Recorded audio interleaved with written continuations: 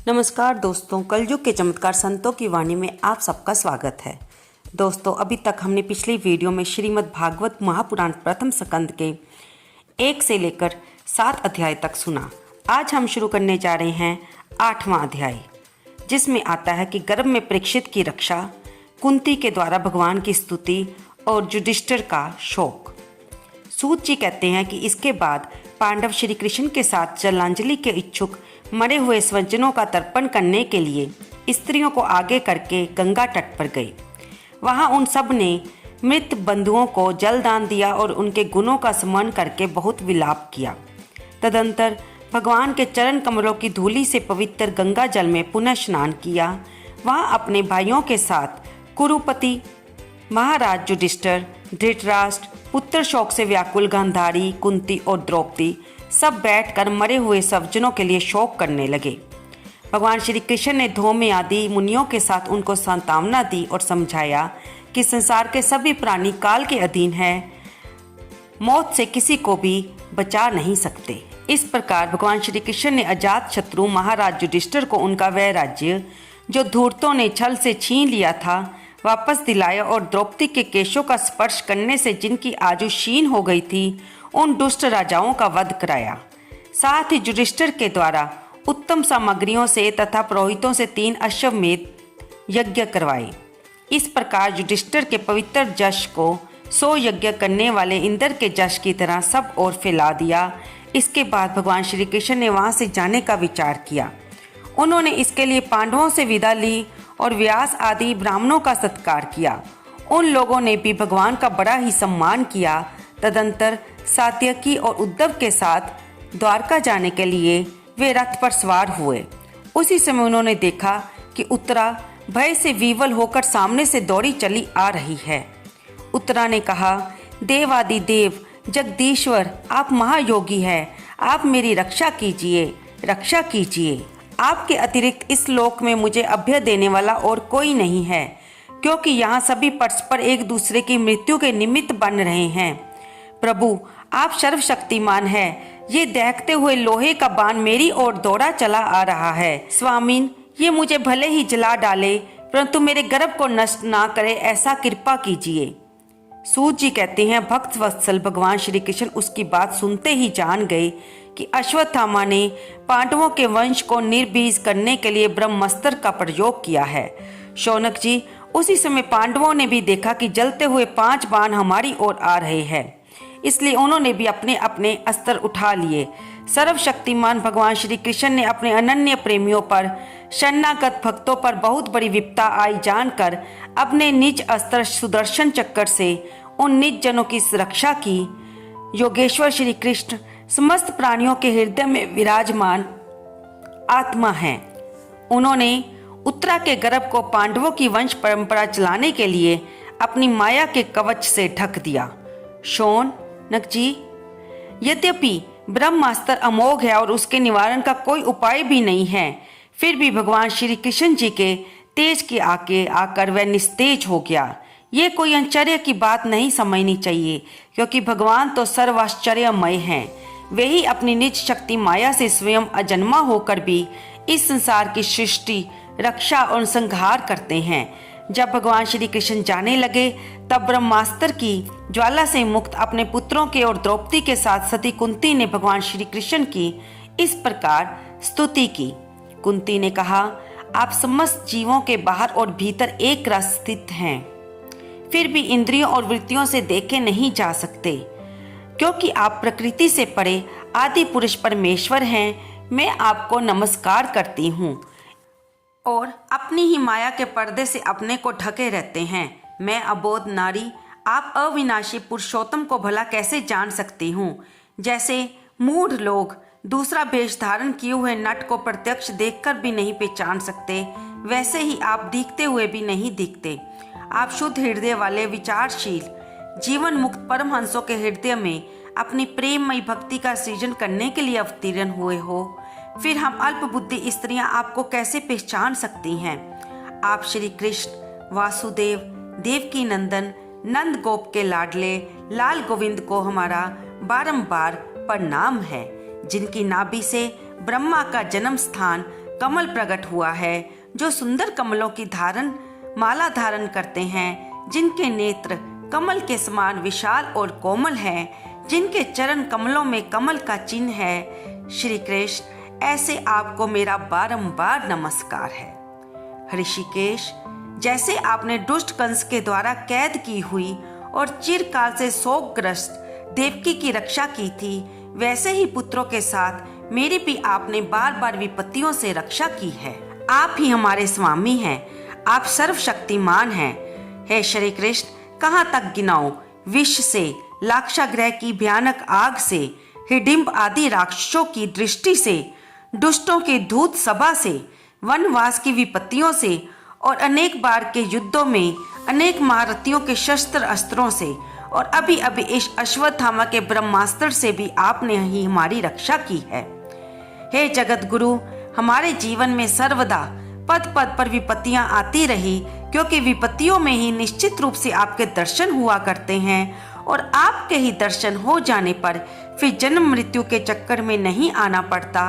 ऊंचे कुल में जन्म, ऐश्वर्य, विद्या और संपत्ति के कारण जिसका घमंड बढ़ रहा है, वह मनुष्य तो आपका नाम भी नहीं ले सकता, क्योंकि आप तो उन लोगों को दर्शन देते हैं जो अकिंचन हैं। आप निर्धनों के परम धन हैं। माया का प्रपंच आपका स्पर्श भी नहीं कर सकता। आप अपने आप में ही विहार करने वाले परम शांत स्वरूप हैं। आप ही केवल्य मोक्ष के अधिपति हैं। मैं आपको बारंबार नमस्कार करती हूँ। मैं आपको अनादि, अनंत, सर्वव्यापक, सबके नियंता, काल रूप परमेश्वर समझती हूँ। संसार के समस्त पदार्थ और प्राणी आपस में टकराकर विषमता के कारण परस्पर विरुद्ध हो रहे हैं, परंतु आप सब में समान रूप से विचर रहे हैं। हे भगवान, आप जब मनुष्य की सी लीला करते हैं, तब आप क्या करना चाहते हैं ये कोई नहीं जानता। आपका कोई भी ना तो प्रिय है और ना अप्रिय। आपके संबंध में लोगों की बुद्धि ही विषम हुआ करती है। आप विश्व के आत्मा है, विश्व रूप हैं। ना आप जन्म लेते हैं, ना कर्म ही करते हैं, फिर भी पशु, पक्षी, मनुष्य, ऋषि, जलचर आदि में आप जन्म लेते हैं और उन योनियों के अनुरूप दिव्य कर्म भी करते हैं। ये आपकी ही तो लीला है।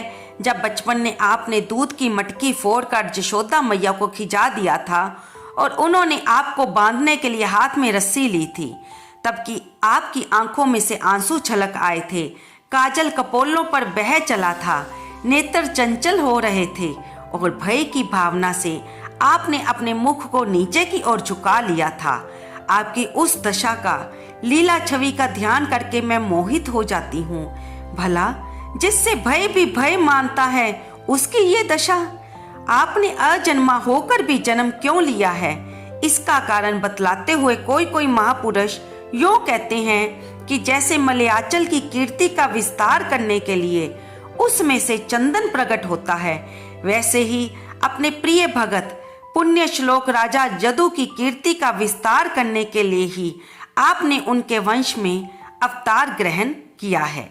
दूसरे लोग यूं कहते हैं कि वसुदेव और देवकी ने पूर्व जन्म में सुतपा और पृक्षिणी के रूप में आपसे यही वरदान प्राप्त किया था कि इसलिए आप अजन्मा होते हुए भी जगत के कल्याण और दैत्यों के नाश के लिए उनके पुत्र बने हैं। और कुछ लोग ये कहते हैं कि ये पृथ्वी दैत्यों के अत्यंत भार समुद्र में डूबते हुए जहाज की तरह डगमगा रही थी, पीड़ित हो रही थी।